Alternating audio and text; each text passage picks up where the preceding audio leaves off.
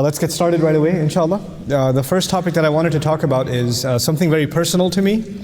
I don't come from a very religious background, and when I did come towards Islam, I was in New York, and the thing about New York is depending on which masjid you go, you get a different brand of Islam.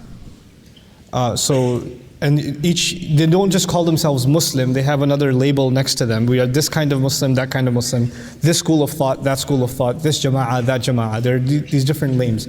And we're not going to be naming names in this discussion, but certainly it was the case that each of those groups, some more accepting of others than others, some of them are very exclusive. If you're not part of us, then you're not even in proper Islam. You're misguided and all those people are going to hell, etc., etc. Right? And their majority of their energy was spent talking about how they're right and everybody else is wrong.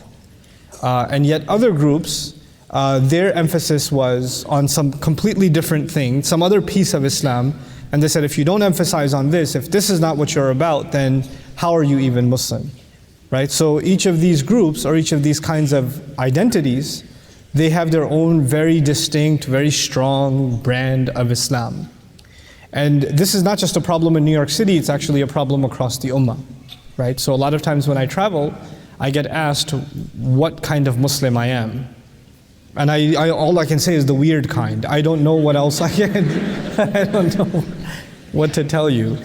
Because you need to put some kind of label there, right? And it is, alhamdulillah, like for many Muslims, this is not a problem. They've been raised in a village, everybody's the same, and they're not going to see a Muslim that looks different or has a different school of thought. But you know, we're in a cosmopolitan world now. You guys are living in cities that are international, and people are coming and they're praying in salah together that don't belong to the same school of thought. No two people are holding hands in the same place, right? And whether or not people are sitting there for the 10 minutes for the dua after the salah or the adhkar al-salah, some people are getting up and leaving, and the people who are sitting there are getting offended by the guys that are leaving. And the guys who are leaving are saying, these guys are so confused, why are they still sitting there? So there's all of these dynamics that can create unnecessary tension between Muslims, right? And it can create a kind of resentment, mistrust, and an unhealthy attitude towards the Muslim community, because we check whether or not they're close enough to us before we think of them as Muslim, right?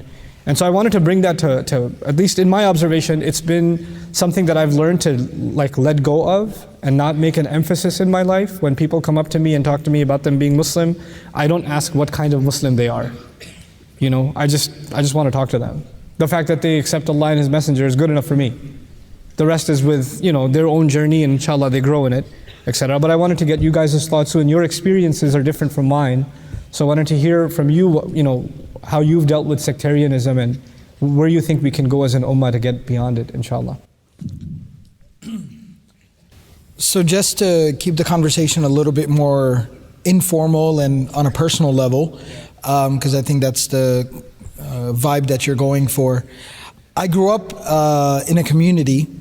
Many of y'all, like both of y'all, were attracted to the community that, you know, we all live in now because of the absence of a lot of that mentality, and there was a lot more cohesion and unity across the board, but it wasn't always like that, and there were definitely different pockets of the community. So I grew up in a community where there was a lot of division in that regard. You were one type of Muslim, or you were another type of Muslim, or you just were, you know, maybe not even Muslim to a lot of the other people. And one of the perspectives that I kind of grew up with was, I had a huge realization about like 15 years ago where I realized a lot of the guys and, you know, sisters that grew up in my generation who grew up in the middle of that type of ideological warfare, a lot of them ended up losing their Islam. A lot of them ended up not losing completely their Iman, but definitely giving up on being part of the community ever. And because of this, because Islam basically became just something you fight about. Yeah.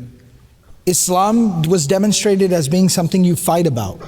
And so A lot of times when I'm asked a question by students or community members, because we talk a lot about community, all of us do, and kind of our vision and perspective on community. So they ask me, where does your perspective or vision on community come from? So I end up telling them that I grew up in a community that was very divisive. So I just decided to look back at that entire experience and note it down as what not to do in a community. And one realization that I came to is one extreme breeds the other.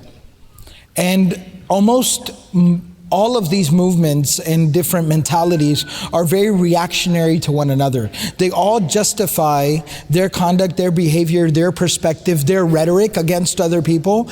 They justify it as a response to somebody else. Yeah, so when I was learning, my formula became, if I'm listening to some shaykh or something, and I'm very old, so I listen to cassette tapes. And so when I listen to them, if they're in their tapes, they were talking about how misguided or deviated those people are, I stop listening. Like, I don't have the time to learn about what's wrong. I'd rather learn something that's right, kind of thing, There was just far too much energy spent on, here are the 8 groups that are going to hell. Like, okay, can we talk about the group that's going to heaven? Like, so, Omar?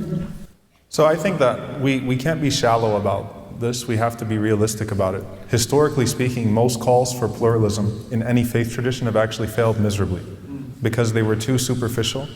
They ignored just realities that were going to always be there. And instead of confronting issues at the core, they were just general calls, very shallow calls, very happy-go-lucky calls of let's all. It was a very fluffy call for pluralism. So I think we have to be very honest. Number one thing that we can agree upon, first and foremost, and it's sad that we even have to mention this in this day and age, is that you don't actually become violent against any other group of Muslims. Any group of people, period, over theological differences. I mean, Ali ibn Abi Talib radiallahu ta'ala anhu was killed by the Khawarij. He was killed by one of, this violent group that the Prophet ﷺ said would resurface in every single generation in some way, shape or form. Basically people that make takfir of other Muslims and people that will kill people and so on and so forth. But when he was asked whether we should consider them non-Muslims, he said, إِخْوَانَا قَدْ بَغَوْا عَلَيْنَا. They are our brothers who have transgressed against us. That we're not going to resort to their understanding and their labeling and so on and so forth. So number one, it has to be very clear that no matter how deviant, if a person is indeed deviant, because these were indeed deviant people, beyond deviant people, you don't get to a point where you start becoming a takfirist and you start saying things about other people and so on and so forth. Then you have to understand levels of sectarianism. There are fiqh schools of thought which have been acceptable throughout the history of the ummah. One thing that has always made Islam very unique is that there is a creed that unites us as an ummah almost across the board. That 90% of the ummah loosely associates with the same major tenets within creed. That's not heard of in any other faith tradition, right? You see sects in other faith traditions, they disagree on fundamentals in creed and theology. We don't have that. So the idea is then fiqh differences are acceptable. But how you act with those fiqh differences, we have to be also very honest that we're not living in a time of Imam al-Nawawi rahimahullah, Al-Ghazali or Ibn Taymiyyah, and these type people that knew how to deal with fiqh differences in a civilized fashion. So then it's not about making those differences disappear. It's about teaching people how to have mature discourse about those fiqh differences without becoming uncivilized or abusive towards the other person. Yeah, to give you a practical example, I've been in masajid where there's a group that believes that you cannot do masah over your socks unless they're leather. And the imam is okay with cotton socks. Now they're not talking about me, by the way. Oh really? You're okay with cotton socks? I don't know. I didn't check out your socks. But anyway, would you like to? No. No, they're probably too long. If I put your socks on, they'll be more like stockings. But anyway,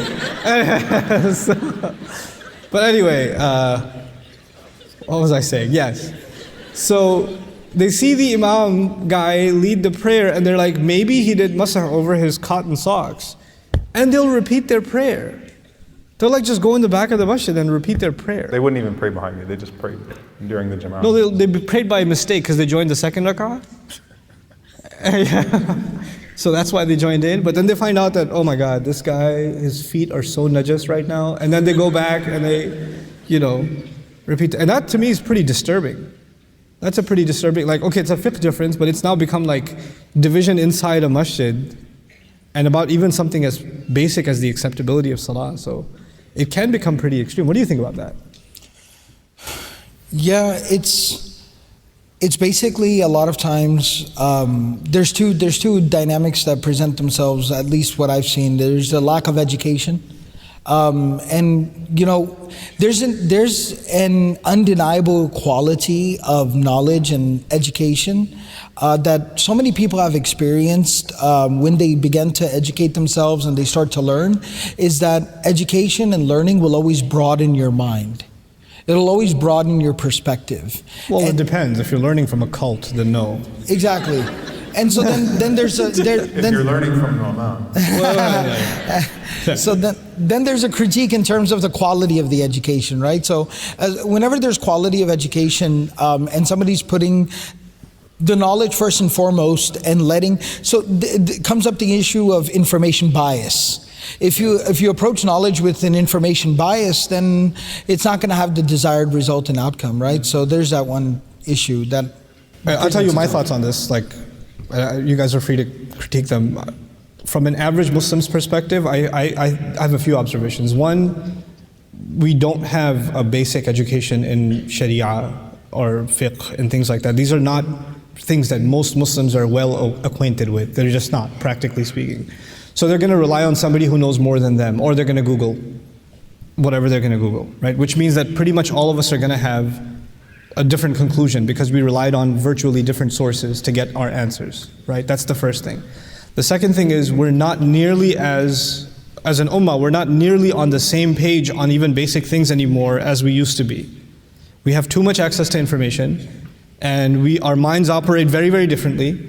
So we're going to get different conclusions, all of us, right? And then you're going to come to someone like me or Sheikh Omar, more qualified, and Sheikh Abdul Nasir, and say, well, I heard that you can pray like this, but I also heard you can do it like this, and I also heard, can you tell me which one's right? Because you're going to hear like 8 things, and you don't know which one to go with.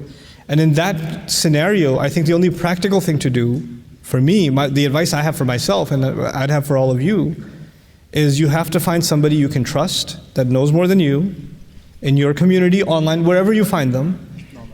No, not me, not fiqh. Not online. Not online? No. Okay, not absolutely online. Not online. That's part of the problem, is that it's online. You can't go to a fiqh, you can't go to a fatwa website and structure your own school of thought and your own practices in accordance with that. You have to have at least someone, even if they're not a scholar, someone that's at least somewhat of a student of knowledge that can properly process that information and bring it to your level. That's actually one of the problems, is the online education. I mean, pure online education. So that's one step, but there's a problem with that step too. And the problem with that step is when you rely on somebody else for information, they're a human being, right? And they may tell you something that your heart is not settled on, like, wait, that doesn't make sense to me. Well, that doesn't add up.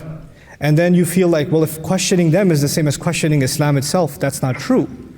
This religion is actually rooted in you having the right and the ability to ask critical questions. If you don't understand something, or you're not convinced of something, you're not a kafir or a fasiq or a shaitan for asking questions. You can totally ask questions. And you can totally say, wait, that doesn't make sense to me. Could you help me understand this better? And the answer to that is not supposed to be, well, how can you disagree? Who are you?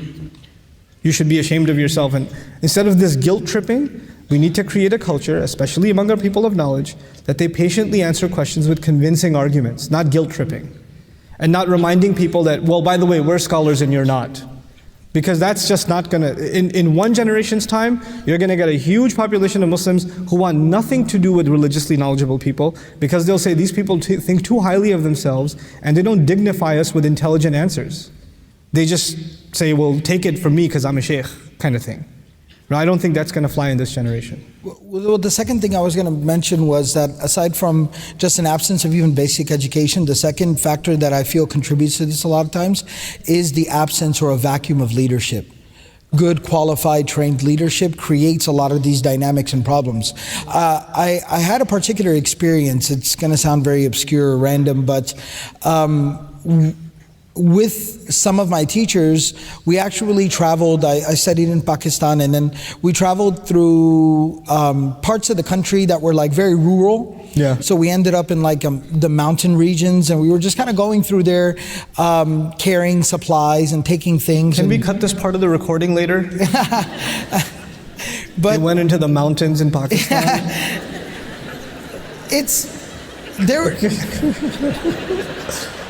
With supplies. It was like relief work. Okay, yeah, relief, yeah.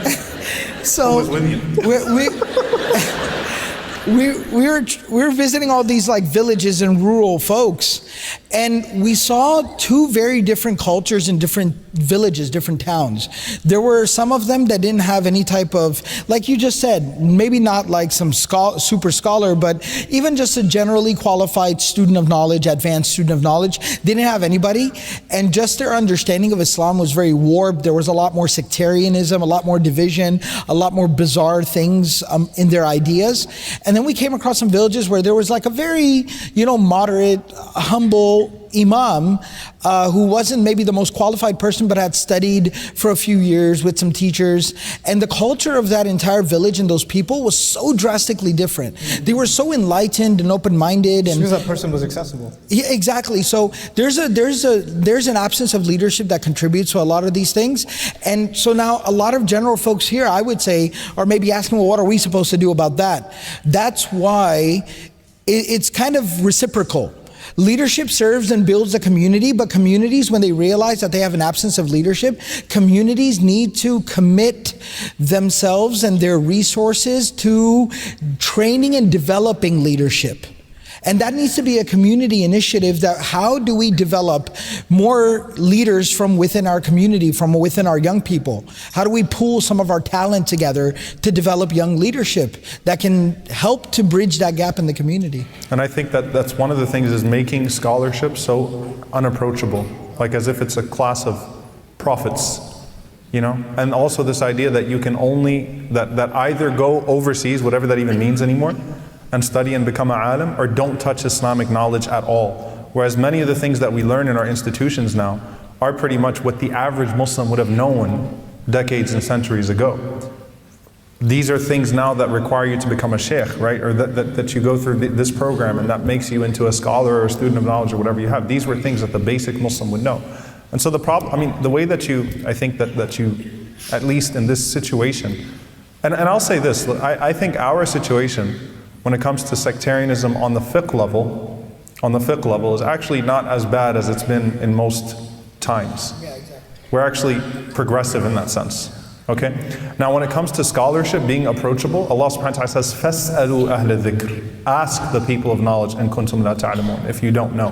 One of the reasons for the backlash that the Catholic Church has faced is because there was this unapproachable religious class that, most people that converted from Catholicism to Islam will tell you that when I grew up in my Catholic church, when I asked my nun a question, I got smacked across the face.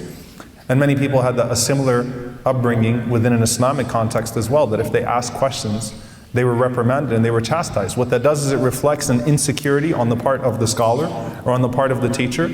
And then it also causes a natural aversion. You haven't solved the problem of doubt within that person, within that young person that's asking. Actually, you've only convinced them that you don't have the answer. Right.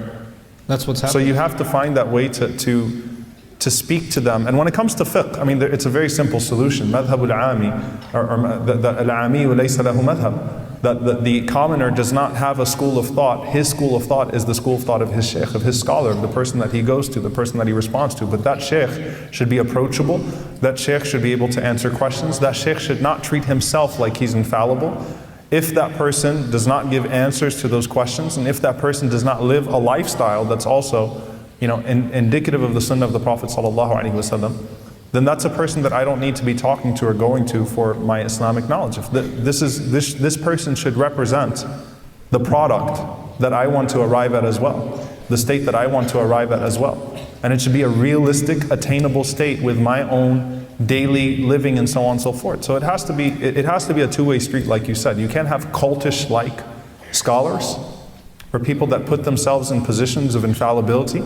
And you can't have followers that know absolutely nothing about the religion, where they can't distinguish the most deviant concepts of the religion or deviant concepts that have come into the religion. Yeah. And one thing that factors into this, something we've talked about extensively over the years, is a lot of times the monopolization of Islamic knowledge as well. You just alluded to it, where it's an all or nothing mentality. Either you study for 10 years or then you have nothing to do with knowledge altogether. One of the things that I'm very grateful to Allah for, and I kind of pride, myself on, is a lot of what we've been able to do and kind of how we've approached that, right? That why does there have to be an all or nothing mentality with Islamic knowledge, right? Granted, somebody who studied, maybe a couple of years should not qualify themselves at the level of somebody who studied 10 years, but nevertheless, there should be options at all different levels. I mean, that's why we have something like the Dream Program, and then students come to Qalam at the seminary, and we do Quran intensive, and different layers and levels of qualification and knowledge are also very important, so people can start to develop their own filters for what they're being told and what they're being fed as well. That's at the end of the day what it is, folks. Like I think it's just about being a knowledgeable consumer. Like the more you're not gonna, maybe you don't want to become a scholar. That's a good analogy, knowledgeable consumer. Yeah, because you have some basic information. You're constantly learning for yourself, and as you learn more, you learn to ask more intelligent questions, right? If you never learn to begin with, then you're just going to be spoon-fed whatever you're told, and you're not going to know whether this is right or wrong.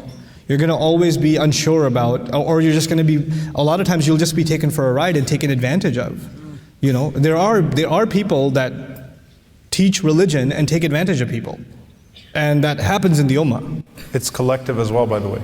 As an ummah, we let politics dictate our sectarianism, and what that means is we foolishly buy into the narrative that all of a sudden all of these ideological wars are arising organically in the ummah, and we actually buy into these proxy wars that are taking place in the Middle East, and we actually consume them here as well, and we take them in.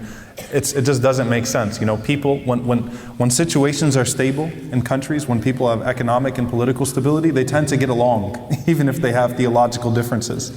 When there are other things at stake, that's when the religious rhetoric becomes inflammatory, because it benefits one group's political situation or economic situation. So we also can't be fools and just buy into this and think, hey, now all of a sudden, we have to fight this group and we have to fight that group. We need to be a little bit smarter about not being played by external forces into these arguments and into these wars.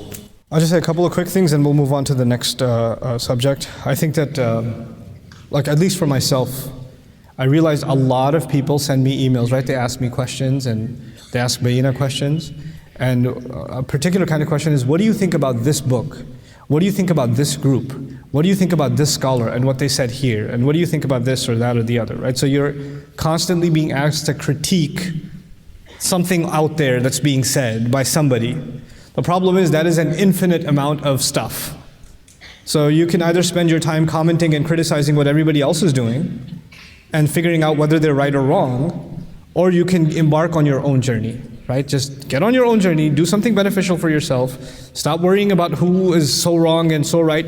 They're not going to destroy Islam. That's something Allah Himself protected. They're not going to get rid of the Quran, they're not going to get rid of the truth. If we don't answer them, then all hell, the ummah will be gone and shaitan will take over. If you don't respond to this incident right now or this book, if you don't write an article against this book, then all is lost. No, all is not lost. Plenty of stupid books were written before and nobody knows about them now. Nouman, can I add to this? I think a very powerful point. When the Quran was still not yet compiled into a full mushaf, there was already a fake Quran in the ummah, the Quran of Musaylama al-Kadhab. Yes. There already was a person propagating a new Quran, and not a single companion bothered to refute that copy, because it was understood that this was deviant, that this was out of the scope, because there's always going to be endless deviant literature. You have to get to a point where you know your fundamentals and your essentials, to where you can navigate that yourself and you can say, this doesn't sound right and this doesn't feel right. I was going to say, I met a guy back in New York when I was still learning. And I just decided, 15 years ago, I'm just going to focus on learning Quran. I really enjoy learning Quran. And this guy came to me and said, so you're studying Islam. Have you understood what the different deviant groups are? I was like, no. Do you know what this, and he started naming these different groups. Do you know what their corruptions are? This group, this group, this group, this group. I was like, oh, I don't know any of that stuff. He goes, so how are you studying Islam? And I was like, I'm studying Surah Al-Baqarah. And then he's like, but you have to learn this first before you study Quran. I was like, no, I don't.